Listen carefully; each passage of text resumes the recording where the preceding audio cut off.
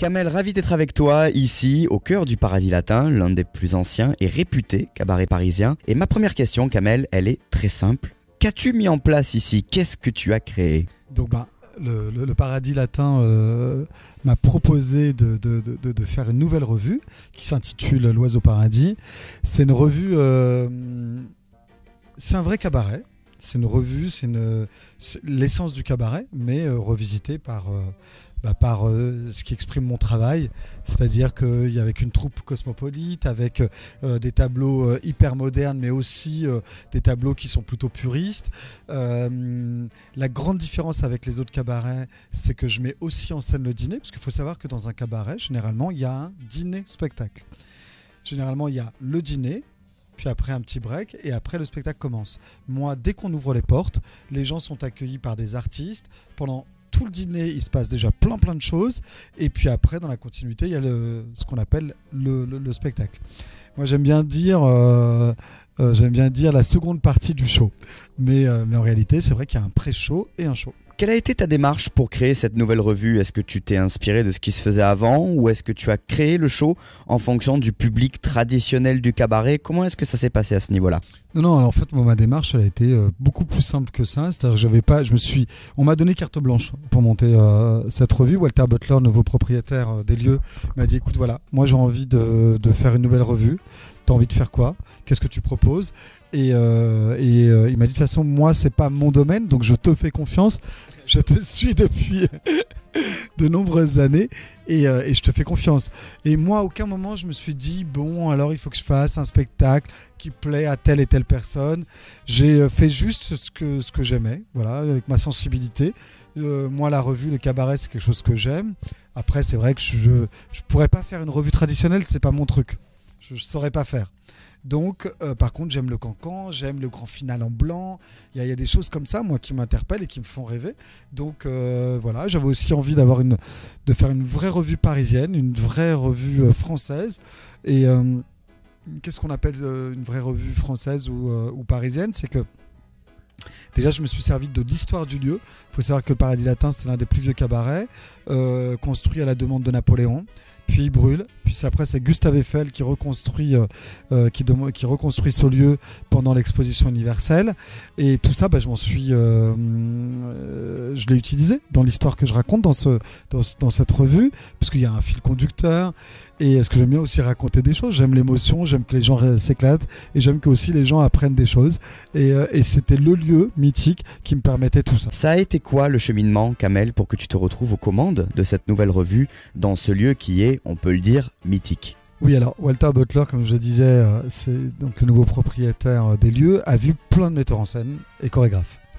Et il a été séduit, mais pas complètement transporté par ce que les autres proposaient. Et puis après, ils m'ont contacté. J'ai proposé un truc qui était vraiment à l'antipode de ce que les autres font dans les autres cabarets et tout ça. Et c'est ce qui, je pense, l'a séduit. Il y en a beaucoup qui auraient flippé, qui auraient dit non, c'est trop, on va perdre les gens et ça va pas plaire et tout ça. Lui, au contraire, je pense que c'est ce qui l'a amusé, d'avoir une vraie identité par rapport à ce lieu. Mais par contre, il m'a dit, écoute Kamel, c'est génial, on a envie de le faire avec toi, mais il faut que dans 4 mois, ça soit sur scène. Et c'est vrai que d'habitude... Non, moi d'habitude quand j'écris un spectacle, j'ai 2 ans, minimum 1 an et demi. Mais là, un mois et demi d'écriture en partant de zéro, et musical, costume, décor. Heureusement que j'étais entouré avec des gens merveilleux. On aura tout vu, qu'il y a une maison de couture que j'ai appelée, qui travaille pour les plus grands, de Beyoncé à Rihanna, Madonna. Ils font des costumes pour tout le monde. Au début, ils m'ont dit très drôle. Et après, j'ai dit bon, mais laissez-moi venir quand même vous voir, on se voit, je vous raconte mon projet et tout ça. Et au bout de 10 minutes, ils m'ont dit on vient, on fonce.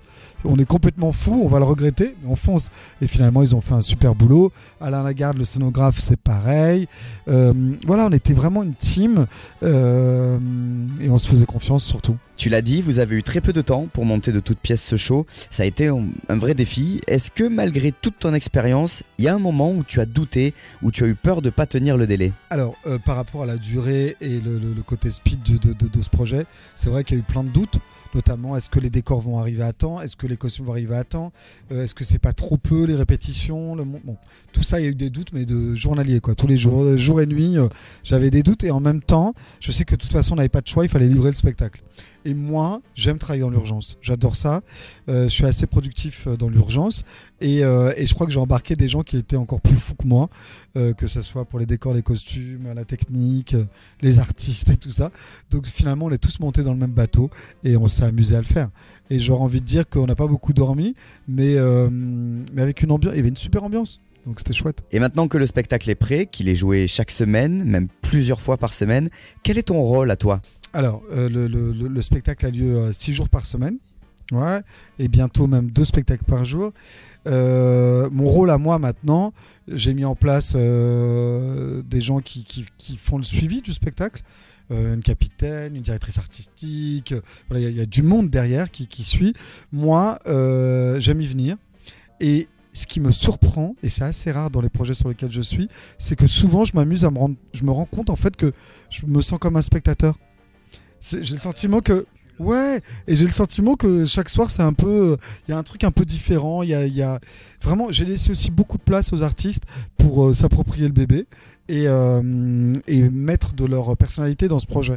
Et souvent, je regarde même pas les petits défauts parce que voilà, c'est un spectacle vivant, ça bouge. Parfois c'est mieux que, il y a des soirs où c'est mieux que d'autres, mais je suis même pas là-dedans. Je suis juste dans le plaisir d'être dans la salle et de voir aussi les gens réagir, et je suis avec les artistes, c'est plutôt chouette. Maintenant Kamel, parle-nous de ton équipe, de ta troupe. Comment est-ce que tu les as choisis ? Comment ça s'est passé ? Bien sûr. Donc on a été auditionné, en France, à Paris et à Londres. Et j'avais envie d'une troupe assez cosmopolite. C'est-à-dire que j'avais pas envie d'avoir un stéréotype de danseurs de 1m85 ou 1m75 pour les filles. J'avais vraiment envie d'avoir des personnalités et donc des physiques différents. Donc j'ai aussi bien une fille d'1m75 qu'une fille de 1m65. Même je crois que la plus grande elle fait 1m82. Et j'ai aussi bien une jolie blonde qu'une jolie métisse. C'est vraiment... moi, ce qui m'a séduit dans mon casting, c'est les personnalités. C'est ça qui m'a vraiment inspiré. Et aussi, sans parler d'ethnie, mais aussi dans la culture de leur formation. Il y en a qui viennent du cabaret, d'autres qui viennent du hip-hop, d'autres qui viennent de la danse contemporaine ou de la danse classique. Voilà, donc ça c'est pour plutôt les danseurs. Je voulais des artistes, des humoristes, mais je n'avais pas envie que ça soit... de l'humour un peu facile. J'avais vraiment envie de trouver des gens qui ont un caractère bien trempé, qui est un humour un peu... Voilà, c'est ça. Et donc j'ai Berthe et Fred qui sont des artistes que je suis depuis de nombreuses années. Et mon rêve, c'était vraiment de travailler avec eux. Et là, l'alignement des planètes, ils étaient dispo. Et c'est voilà, je suis ravi de faire partie qui fassent partie de cette aventure. Roman et Cécile, c'est 2 artistes aériens qui sont... aussi beau dans la vie que sur scène. Ils ont déjà fait un spectacle avec moi qui s'appelait Dracula, l'amour plus fort que la mort. Je les retrouve là. Ils ont été très loin aussi dans la France Incroyable Talent. Et c'est marrant parce qu'on se suit et voilà, ils sont toujours aussi beaux l'un que l'autre. Et puis voilà, j'ai Iris Mittenard. Justement, parlons-en d'Iris Mittenard. Tu l'as choisie comme meneuse de revue. C'est un choix qui peut être risqué, non ? Parce qu'elle n'a pas de référence dans le domaine. Comment est-ce que ça s'est fait ? Oui, il n'y a pas de référence, mais en même temps, quand j'ai pensé à Iris pour ce rôle, quand j'ai pensé pour le rôle de la meneuse de revue, quand j'ai pensé à Iris Mittenard, je me suis dit, en fait, je cherchais la meneuse. Je ne la trouve pas, j'ai pas vraiment de coup de cœur. Il y a des gens super, mais il n'y a personne qui me... Et Cassie Covin, l'un de mes assistants, qui me dit mais toi t'auras envie de qui ? Et puis et là je lui dis Iris Mittenard, c'est une fille qui m'interpelle. Je trouve qu'elle a un aura, elle a quelque chose de particulier. Maintenant, est-ce qu'elle chante, est-ce qu'elle danse ? Je sais pas vraiment. Et donc je l'ai appelée. On a déjeuné ensemble. Elle m'a dit mais je suis à fond avec toi, j'ai trop envie de le faire. Je dis bon écoute, tu vas venir en studio, on va t'auditionner vocalement. Et pour voir si c'est possible ou pas. Et là, grande surprise, on a fait venir un coach vocal qui est incroyable, qui nous dit écoute, franchement, avec du boulot et tout ça, elle peut vraiment. Et on sent qu'elle est volontaire et qu'elle a vraiment envie. Donc du coup, on est parti sur cette aventure. Et vraiment, je suis ravi parce que la fille, elle assure vraiment. Et c'est vrai qu'elle a ce supplément d'âme qui fait que... Ah ouais, Elle prend la lumière, elle est incroyable, et puis elle est maligne dans tout ce qu'elle propose. Et ça marche super bien. On le sait, Kamel, tu as une carrière extrêmement riche et tu es très souvent là où on ne t'attend pas. On sent que tu aimes surprendre et que tu veux aussi te faire plaisir. Est-ce que les deux notions sont liées ? Bien sûr, ouais, non, ce qui me plaît, c'est déjà moi me surprendre et d'aller dans des projets qui sont un peu différents. Aussi bien une comédie musicale. Ouais, j'ai la chance de choisir, de pouvoir choisir. Et c'est vrai que moi, j'aime aller dans des milieux complètement différents. J'aime aller faire une mise en scène d'opéra, aller faire une cérémonie d'ouverture dans un stade, aller faire un cabaret, une comédie musicale, un show télé, chorégraphier un artiste, être jury dans une émission. J'aime tout ça. Et j'ai la chance de pouvoir le faire.